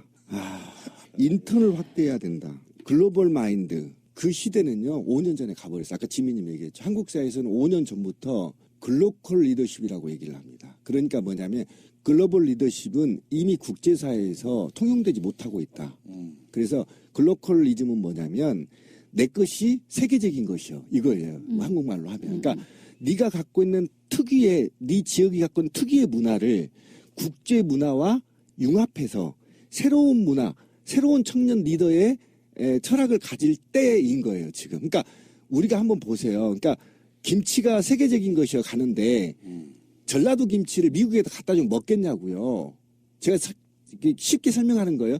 전라도 김치를 미국의 젊은 층의 입에 맞게 새로운 미국의 문화와 결합시켜서 그 입맛과 결합시켜서 만들어내는 게 미국 김치란 말이에요. 그렇게 가라는 거예요. 예전에 5년 전에는 그냥 우리 것이 세계적인 것이니까 김치를 막 먹이게 만드는 거야. 미국인한테. 근데 안 먹어 해보니까.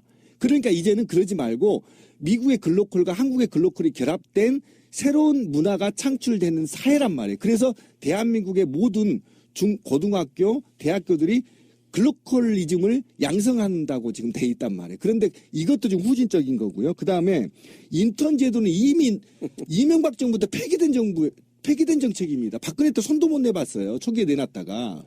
인턴제에 폐배가 있었고요. 그 다음에 자원봉사 얘기인데요.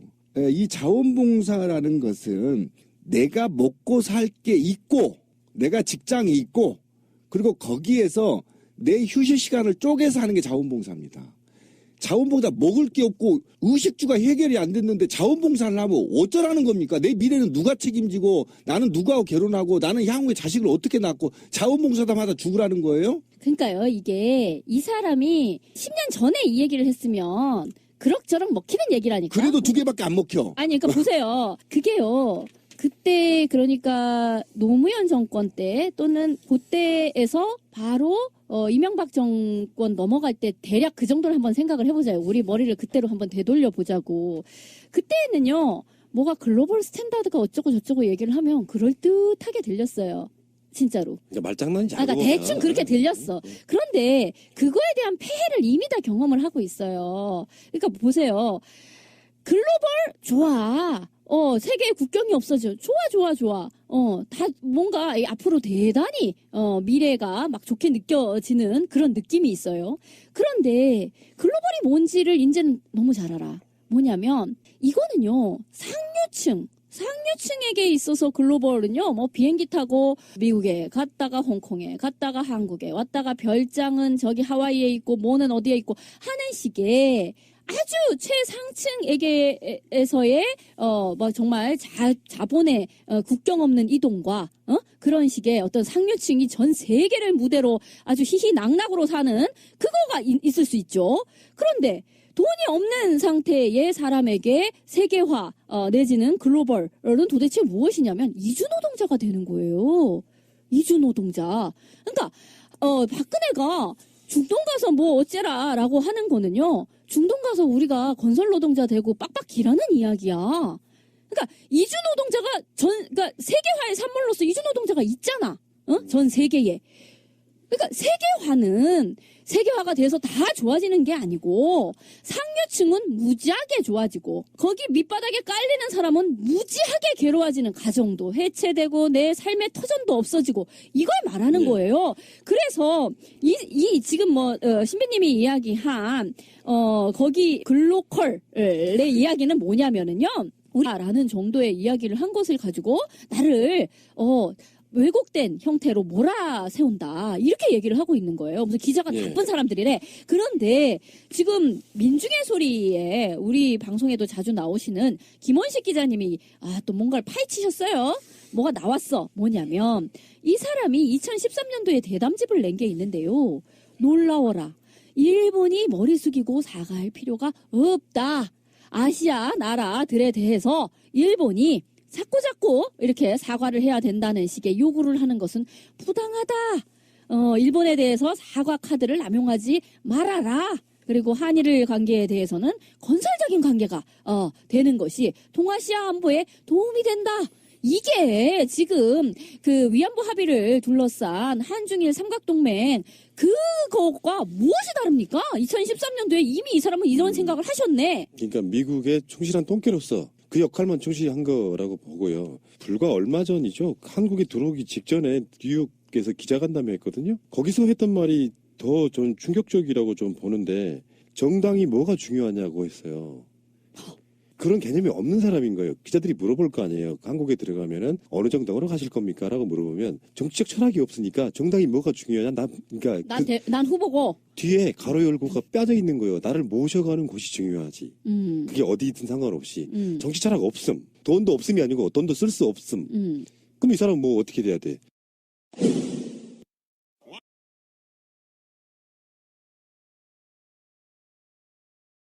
재밌는 거는 컨벤션 효과라는 게 있잖아요. 개업발이 한국에 들어와서 올라가야 되잖아. 실제로 반기문이 한국에서 일주일가량 움직이고 이런 조사 나왔잖아요. 똑같아. 또는 떨어져. 그럼 뭐겠어요. 국민들이 봤을 때 전혀 기대 안 하고 있다는 것이고 반기문급 정도 되고 언론이 그렇게 띄워댔으면은 한국에 들어오면 지지율이 작 5%에서 10% 올라야 돼요. 그리고 조금씩 까먹는 거거든. 안 올라. 이 사람은 떨어질 일밖에 없어요. 근데 돈도 안 쓰겠다고 해. 그러면 그쪽이 붙어있던 그 캠프에 몰려든 사람들이 야금야금 떠나기 시작하는 거죠. 그렇죠. 보따리 싸게 되는 거지. 지금 그러니까 좀 더 구체적으로 이 양반에 대해서 이야기를 해야 될 것 같아요. 그러니까 정치관 얘기를 지금 꺼냈는데 원래 정치란 정당 정치가 맞는 책임 정치를 지금 요구하고 있는가 하면 대한민국에서는 정당이 필요 없다는 거죠. 이 사람은 정당이 필요가 없대. 네, 그냥 독고다이로 하겠다는 겁니다. 그러니까 정치가 어떻게 메커니즘이 작동되는지를 전혀 모르고 있다는 거예요. 그리고 자기가 어떤 정치를 어떻게 실현할 건지 로드맵도 없다라는 겁니다. 그래서 저는 정치관이 거의 제로 상태에 있다. 그냥 자기가 유엔 총장이 당선이 돼서 마치 유엔 총장처럼 혼자 독고다이로 돌아다니는 것처럼 좀 느껴지는 겁니다. 이게 어떤 게 문제가 있냐면 정치적인 파트너십이 존재하지 않다는 겁니다. 그러니까 제왕적 대통령을 꿈꾸고 있는 겁니다. 지금은 제왕적 대통령보다 소통하는 대통령, 그죠? 그 다음에 낮은 대통령, 그 다음에 국민의 심부름꾼의 대통령이 돼야 되는데 자기가 지금 이후에 쭉 얘기하겠지만 모순적인 가치관을 갖고 있는 그런 정치 철학을 가지고 자기가 국가를 운영하는 데 있어 국민은 거기에 구성 요소나 또는 정치적 동기는 필요 없고 넌 내 말 하면 따라와라는 제왕적 이런 구시대 발상을 하고 있다라는 겁니다. 그런 게 지금 곳곳에서 드러나고 있는데 그 다음에 이제 아까 지민님 얘기한 역사관 얘기를 좀 한번 해보고 싶어요. 그러니까 소녀상이나 한일 협상, 그 다음에 사드 문제에 대해서 이어져서 계속 이제 막말이 오고 있지 않습니까? 그러니까 사드 관련의 문제는 반드시 도입하는 것이 마땅이라고 하고. 마땅히. 내가 여기까지는 이해한다니까요. 지 주장이니까. 그런데 그것을 반대하는 성주 주민을 지역 이기주의로 몰고 이것이 마치 국가 방위나 한반도 평화에 악영향을 미치는 것처럼 지역 주민들을 매도해버렸단 말이에요. 그리고 이제 와서는 이순신 장군이 강주 사람이라는 거예요. 나 그게 너무 웃겨. 아산 사람 아니에요? 아니 원래 서울에서 태어났어. 이순신 아산에서 결혼해서 사는 사람이고 현충사가 아산에 있다란 말이에요. 근데 이 현충사의 문제는요. 이순신 전기에 보면 다 나와요. 거기서 어떻게 생활했는지 막 막대기 들고 싸우고 어렸을 때 그런 과정들이 나온 게 아산을 배경으로 나온단 말이에요. 다. 그러니까 사람들이 아산이 출신인지 아는데 사실은 서울이고요. 그다음에 이 사람이 어떻게 강주에서 가장 유명한 장수는 김덕령 장군이에요. 충정에서 굉장히 유명합니다. 김동영 장군이 충장사라는 곳이 있어요. 무등산 바로 밑에. 그 일화도 굉장히 유명하거든요. 누나하고의 갈등 문제로 장군이 크게 크는 과정들이 있어요. 충장로가 강주에서. 있는 거잖아요. 예. 그런데 이게 바로 이 양반이 가장 대한민국 국민이 존경하는 사람이 이순신 장군이잖아요. 1위에 지금도. 그렇죠. 그런데 그 양반의 출신지도 모르고 그 양반이 전라도 광주래. 진짜 고문관이에요. 자, 그런데 아는 것도 없고. 그리고 아까 지민님 얘기한 게 이 정도의 역사관을 갖고 있는 놈이 기자들이 지 한 말을 따서 기자는 거짓말 안 합니다. 인용만 합니다. 인용 띵띵 띵띵. 그렇지. 인용을 한 건데 거기다 대고 나쁜 놈이라고 욕을 하는 거예요. 나쁜 놈이래 기자한테. 이거는 왜 그러냐면 얼마나 무식한 새끼냐면 이거 내가 앞에 있으면 짱돌로 입주댕을 조사버릴 만한 이 사건이에요. 아, 근데 지금요. 노인 학대야 그러면. 아니 그래도 조사버려야 돼. 왜 그러냐면 기자가 만약에 자기 따옴표로 인용을 했는데 잘못됐으면요. 내가 그렇게 했는데 왜 당신이 기사를 이렇게 썼어? 그러니까 수정 요청을 하면 돼요. 그리고 해명하면 됩니다. 그리고 그게 정치거든요. 해명하면서 그게 원래 리스크가 아니라 플러스가 될 수가 있어요. 아, 그런 의도였는데 기자가 와전됐구나라고 얘기하면서 오히려 자기 품위를 높일 수 있거든요. 그런데 컨텐츠는 없어. 그 말은 맞아. 그러니까 거기다 해명하기 짜증나니까 나쁜 놈 이렇게 얘기해버린 겁니다. 이게 있잖아요. 그러면 저는 모든 기자들이 자기가 한 얘기와 무관하게 자기를 빨아주기를 원했던 거야? 그렇죠. 바로 그겁니다. 그러니까 아까 제가 말했던 정치관이나 역사관이나 사회관이 일맥상통하는 거예요. 지금 반기문은 빠져나갈 수가 없어요. 가치관이 전체가. 그 이런 전반적인 상태인 거고 그다음에 사회관에서 하나 더 따져야 될 게 뭐냐면 꽃동네 말이에요. 꽃동네 영상을 공개했더라고요. 응? 또 죽을 떨어뜨리시더만 손을 부들부들 떨면서. 그런데 그 꽃동네 영상을 공개하면서 해명하는 것이 오히려 반기문한테 해가 돼버리는 겁니다. 그렇죠. 그 반기문한테 해만 될 뿐만 아니라 반기문은 남을 전혀 1%도 생각하지 않아요. 왜 그냥 그 영상을 공개하면서 비난은 누구한테 간 줄 아십니까? 오홍진 신부한테. 그럼요. 오홍진 신부가 결국은 오바해서 죽이나 이런 게 튈까봐 옷에 턱바지를 씌워준 거에 대해서 그러면 오홍진 신부가 또는 꽃동네가 그 장애인들을 제대로 관리를 못하고 오히려 장애인들을 확대하고 있다는 의혹을 지금 받고 있단 말이에요. 이 사건 하나로.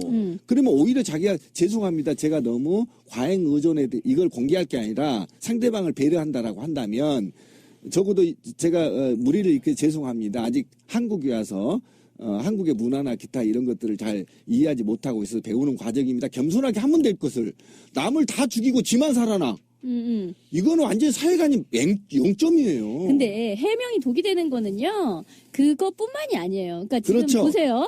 그 꽃동네에서 그렇게 한 거는 결국은 그 풀 영상이 공개됨으로 해서 이제 오홍진 신부라든지 이런 사람들이 더 욕을 먹은 거 그렇죠. 물론 이거니와 솔직히 말하면요, 그거는요.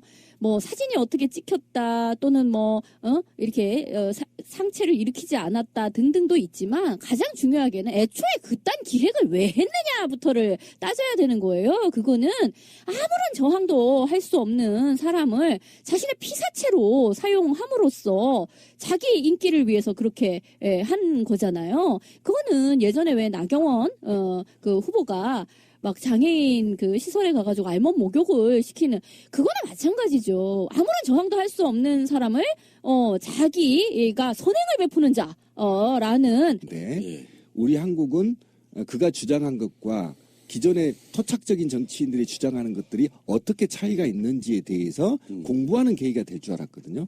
그런데 내 머리를 지금 이 방송할 때도 내 머리를 70년대로 지금 내려가야 되는 상황이 벌어진 거지 않습니까? 전혀 지금 세계적인 거를 내놓지도 않고 또 글로벌 스탠다드 개념도 내놓지도 않고 오로지 70년대 마인드로 내가 지금 돌아가서 이 방송을 해야 되는 만큼 대한민국 정치 의식 수준을 오히려 발전시키는 게 아니라 뒤로 후퇴시켜서 쭉 끌고 내려가 버리는. 그리고 이거를 개그라고 놀면서 그의 지지율이 19%에서 20%까지 나온다는 게 대한민국 국민들의 의식 수준이 이렇게 후진가라는 자괴감이 들 정도로 반기문이 정말 좀 분노스러운 사람이에요. 그러니까 이제 우리가요, 뭐 포퓰리즘에 대한 어떤 비판 같은 것도 많이 했었잖아요. 그러니까 이제 어떤 정당적 기반을 갖지 못하고 한 사람의 어떤 유명세에 의해 가지고 그 사람이 후보가 되고 거기에 나머지 정당들이 다시 도열하거나 짜맞춤을 하는 식의 그런 정치를 해서는 안 된다라는 얘기를 했었는데, 근데 이제 이 사람이 이제 대표적인 지금 그런 이런 방식의 것을 하려고 하는 거죠. 근데 이 사람의 유명세는 왜 유명세가 됐냐 그랬더니 이제 이것도 일종의 후진국 마인드예요. 그러니까 해외에 가서 젤로 좋은 자리에 있었던 사람이니까 그러니까 이를테면 변방 의식인 거야. 말하자면 여기가 지방이에요. 지방에서 어메 누구가 서울 가서 출세했디야.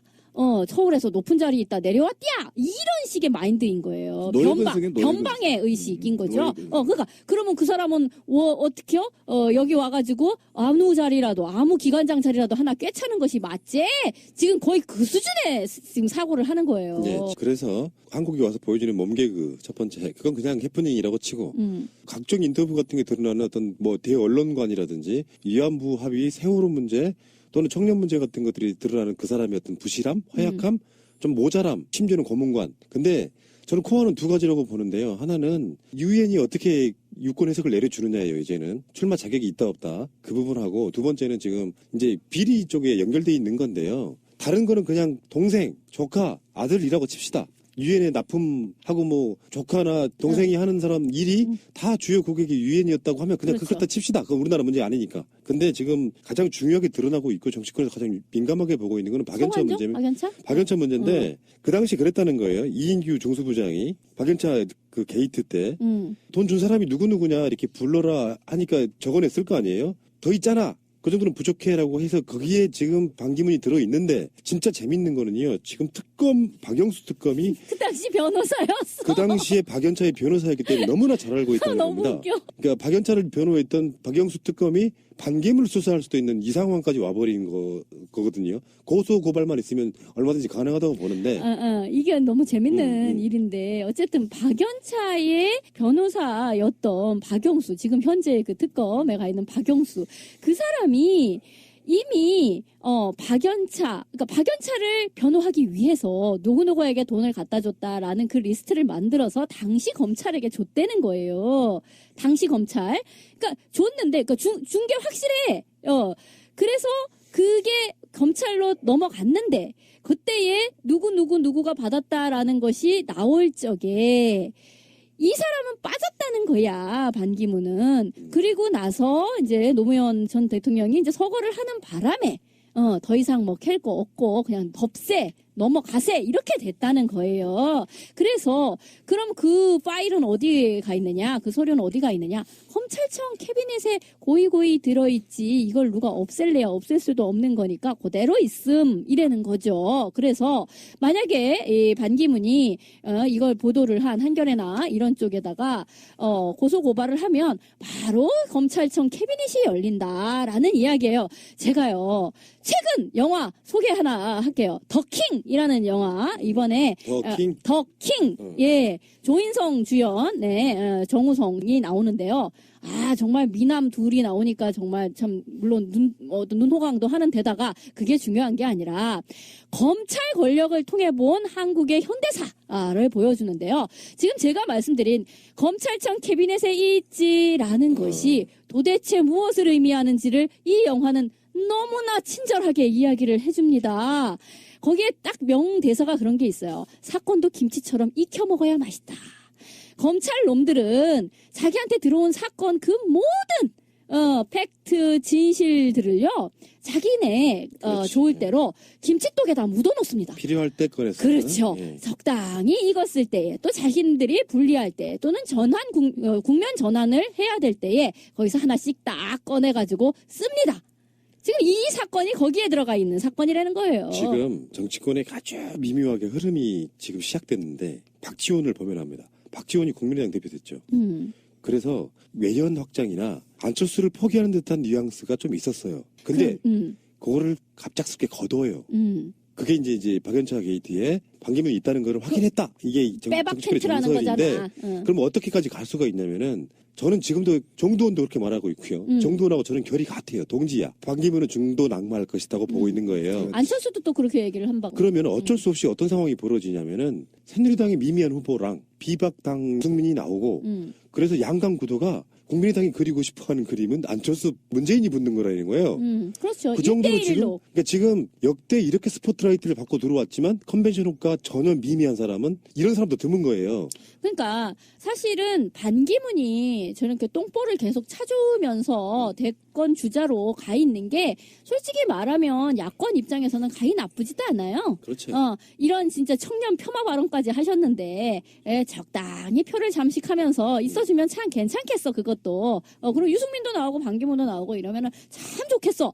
근데 어쨌든 이 사람은 도중 하차를 할 가능성이 매우 높다라고 보이고요. 돈 때문에. 돈도 돈이고요. 이 사람이 인재사 어제 이제 뒤통수가 화끈함을 느끼는 거야. 응? 그러니까 어쨌든 지금 빼박 켄트로 검찰청에 들어가 있는 자기 이름 그거 어떻게 뺄 것이며 그것도 있는 데다가 아니 뭐 녹록치가 않은 거야. 자기 꽃가마 타고 내려올 줄 알았더니만 뭐요 이렇게 바뀌었어? 라고 생각을 할 테고 하는 등등 해서 아이고 내가 이 나이에 뭐가 답답해서 라는 생각이 들면 이제 그만하게 되는 완주를 못하겠다 이렇게 나자빠질 가능성이 있는 거죠. 근데 그렇게 나자빠지게 되면 안철수는 약간 살아나는 국면이 될 수가 있고 저쪽에서 이제 유승민 뭐 안철수 대충 이러면서 이쪽에서 문재인 이렇게 만약에 삼자구도 비슷하게 되면 이것도 가히 나쁘지 않다 이렇게 보는 건데 만약에 저쪽에서 다 포기를 하고 안철수 문재인 이렇게 1대1로 붙을 가능성도 생각을 해봐야 되는 거예요. 그러니까 약간 정치적으로 이제 얘기를 했는데 반기문이 대체적으로 국민의당에서는 좀 러브콜을 하려고 했는데 국민의당 당대표 박지원이 저러면 우리하고 멀어지는 거죠. 이 키워드를 뽑았죠. 그러니까 반기문이 굉장히 지금 한국인으로부터 굉장히 아까 말한 대로 이 정치가 저는 그래요. 이번 헌재나 탄핵 정국이 대한민국의 사회나 그다음에 더더욱이 정치에 한 차원 발전될 수 있는 계기가 됐을 거라고 보고 그러면 차기의 대통령 후보들은 여야를 막론하고 정책적 능력을 검증받아야 하고요. 역사관을 검증받아야 되고요. 그다음에 도덕성을 검증받아야 되고요. 그다음에 국가관을 검증받아야 될 중요한 시기에 반기문 같은 또라이가 들어와서